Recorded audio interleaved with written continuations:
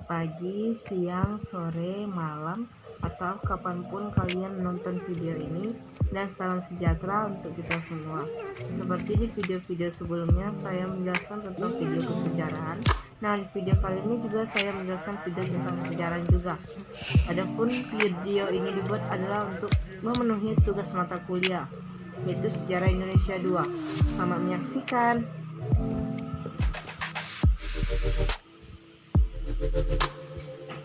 Halo semua, welcome back to my YouTube channel.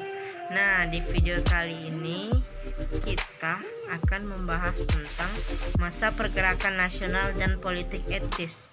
Adapun video ini dibuat adalah untuk memenuhi mata kuliah Sejarah Indonesia 2 yang dibuat oleh Sofia Christine Silalahi dengan nomor NIM 1905-112953 yang diampu oleh dosen pengampu Bapak Nurdiansyah MPD. Nah, materi selanjutnya itu saya akan membahas tentang apa sih itu pergerakan nasional dan apa tujuan berdirinya pergerakan nasional. Pergerakan nasional adalah suatu bentuk perlawanan terhadap kaum penjajah yang dilakukan dengan tidak menggunakan kekuatan bersenjata, namun menggunakan organisasi yang bergerak di bidang sosial, budaya, ekonomi, dan politik. Adapun tujuan pergerakan nasional yang pertama itu adalah untuk mencapai kemajuan serta derajat bangsa melalui pendidikan serta kebudayaan. Selanjutnya yaitu untuk menumbuhkan dan meningkatkan jiwa integritas seluruh golongan dalam memajukan tanah air yang dilandasi dengan jiwa nasional dalam rangka mempersiapkan diri ke arah kehidupan rakyat yang merdeka. Kemudian tujuan selanjutnya itu adalah untuk menjalankan beberapa aksi politik. Yang keempat, untuk meningkatkan kesejahteraan rakyat. Yang kelima, untuk mencapai Indonesia Raya dengan cara mempererat tali persaudaraan di antara para pemuda dan membangkitkan rasa cinta tanah air, bangsa, dan budaya Indonesia. Nah, kita sudah tahu nih pengertian pergerakan nasional, apa tujuan pergerakan nasional. Selanjutnya itu adalah apa sih ciri-ciri dari pergerakan nasional itu, atau ciri-ciri organisasi dari pergerakan nasional. Oh, ternyata tujuan pergerakan nasional satu lagi adalah untuk menyatukan gerakan pemuda di seluruh Indonesia.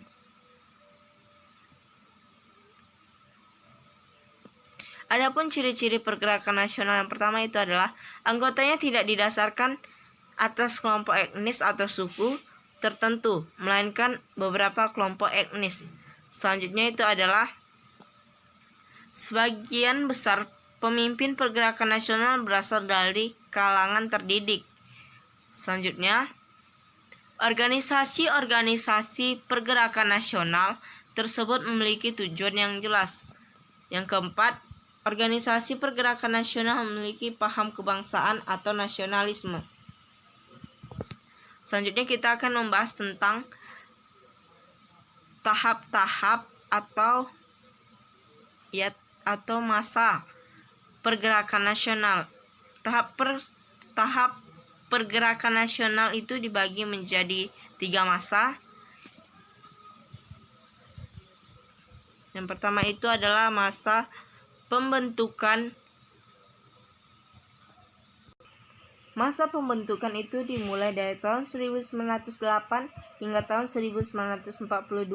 Adapun organisasi yang berdiri yaitu Budi Utomo, Sarekat Islam, dan Indeska Partid. Baiklah, saya hanya menjelaskan garis besarnya saja. Yang pertama itu adalah Budi Utomo.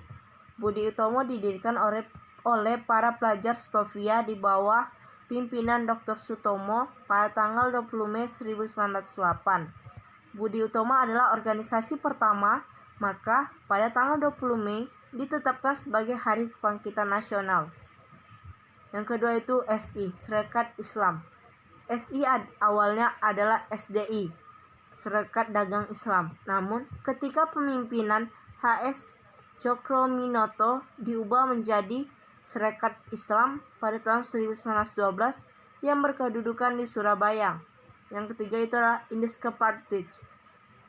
Indiska Partij atau IP didirikan oleh 3 serangkai, yaitu yang pertama Suwardi Suryaningrat atau Ki Hajar Dewantara, yang kedua adalah Dr. Cipto Mangunkusumo, dan yang ketiga adalah Dr. IFE Dawasdekar atau Danwar Dirjo Setiabudi yang didirikan pada tahun 1912. Sedangkan masa kedua itu adalah masa radikal atau non-kooperatif yang dimulai pada tahun 1920 hingga tahun 1930. Adapun organisasinya itu adalah seperti PKI, kemudian Perhimpunan Indonesia, dan Partai Nasional Indonesia.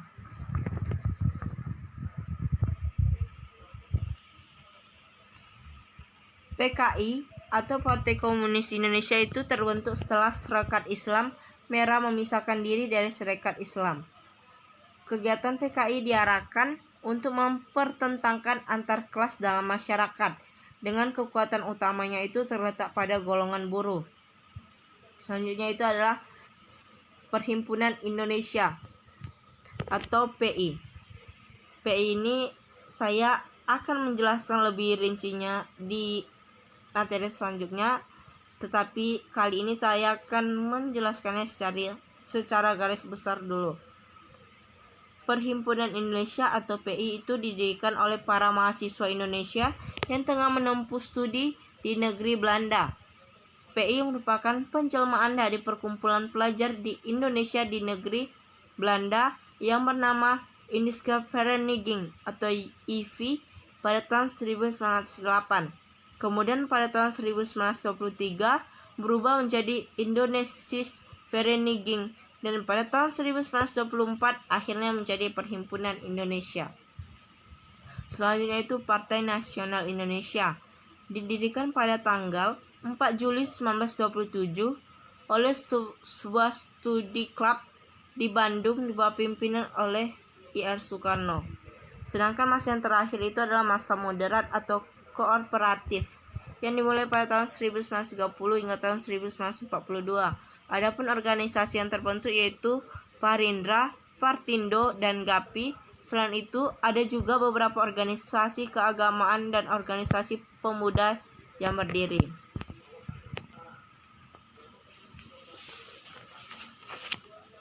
Parindra atau Partai Indonesia Raya adalah Budi Utomo dan Persatuan Bangsa melalui Kongres di Solo pada tanggal 24 sampai 26 Desember berfusi menjadi Parindra atau Partai Indonesia Raya dan Dr. Sutomo sebagai ketuanya. Sedangkan organisasi selanjutnya itu adalah GAPI, Gabungan Politik Indonesia, yang didirikan pada tanggal 21 Mei 1939 yang dipimpin oleh Muhammad Husni Tamrin.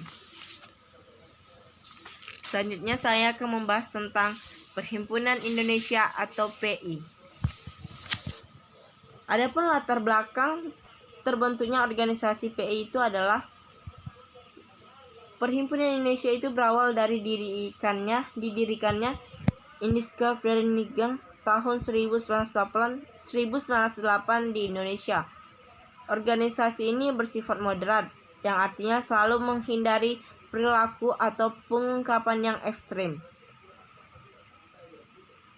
Perhimpunan Indonesia ini adalah tempat perkumpulan sosial mahasiswa Indonesia di Belanda untuk memperbincangkan masalah dan persoalan tanah air. Namun, setelah pemimpin Indiska Partij tiba di Belanda, Indiska Vereniging tidak lagi bersifat sosial, tetapi sudah berkembang ke arah politik dan bertujuan untuk menciptakan Indonesia merdeka. Selanjutnya saya akan membahas tentang pendiri PI. Indiska Vereniging berdiri atas prakarsa Sultan Kasajangan Soripada dan R.M. Noto-Soroto. Ini dia adalah baris paling depan yang di tengah-tengah, yaitu Sultan Kasajangan Soripada. Barisan paling depan bagian maksudnya itu bagian foto yang di tengah. Adapun tokoh-tokoh yang menjalani hukuman buang yaitu Dwasdekar, Dakbartu, Cipto Mangunkusumo, Semaun, Darsono, dan Muhammad Hatta sebagai pengasuh Hindia Putra, Sukimanwirjo Sonjojo perintis nama organisasi Perhimpunan Indonesia. Selanjutnya itu Hatta menjadi forzitter atau ketua Perhimpunan Indonesia paling lama, yaitu sejak tahun 1926 hingga tahun 1930. Adapun tujuan didirikannya Perhimpunan Indonesia itu adalah yang pertama, untuk memajukan kepentingan bersama orang pribumi dan non-pribumi. Yang kedua adalah berjuang untuk memperoleh suatu pemerintahan Indonesia yang hanya bertanggung jawab terhadap rakyat. Yang ketiga adalah berusaha agar masalah Indonesia mendapat perhatian dari dunia internasional. Yang keempat adalah untuk kemerdekaan Indonesia. Selanjutnya saya akan bahas tentang bagaimana strategi perjuangan Perhimpunan Indonesia. Pada tahun 1908, para pemuda Indonesia di Belanda mendirikan perkumpulan bernama Indische Vereniging yang bersifat sosial. Namun pada tahun 1922, Indische Vereniging menjadi Indonesia Vereniging atau Perhimpunan Indonesia. Yang selanjutnya itu adalah propaganda PI di Belanda dilakukan secara aktif. Salah satunya menghadiri Kongres Internasional pada tahun 1926 hingga tahun 1927 seperti Kongres Demokrat Internasional di Bielefeld pada tahun 1926 dan Kongres Liga Melawan Imperialisme dan Penindasan di Brussel. Aktivitas PI dihubungkan dengan pemberontakan PKI. Pada tahun 1926 hingga 1927 sehingga para pemimpin PI ditangkap dan diajukan ke pengadilan karena tidak terbukti bersalah. Pada tahun 1928 akhirnya dibebaskan. Saya akan menjelaskan tentang pergantian nama Perhimpunan Indonesia. Nama Perhimpunan Indonesia ini resmi digunakan pada tanggal 8 Februari 1925 setelah para tokoh PI yang tadi ditangkap diadili dan dinyatakan bebas. Pada 22 Maret 1928, gerakan PI sudah tidak lagi dilakukan di Belanda. Gerakan PI ini mulai pindah ke Indonesia. Adapun perbedaan dari PI yang di Belanda dengan Indonesia yaitu PI menjadi organisasi politik bersifat radikal setelah mendapat banyak pengaruh dari tokoh pergerakan nasional. Yang kedua, kegiatan politik Perhimpunan Indonesia yang utama adalah menyebarkan semangat persatuan untuk menentang penjajahan Belanda. Perhimpunan Indonesia memiliki 3 azas. Yang pertama itu adalah Indonesia ingin menentukan nasib sendiri. Bangsa Indonesia harus mengandalkan kekuatan dan kemampuan sendiri. Yang ketiga, bangsa Indonesia harus bersatu padu, berjuang melawan kolonialisme Belanda.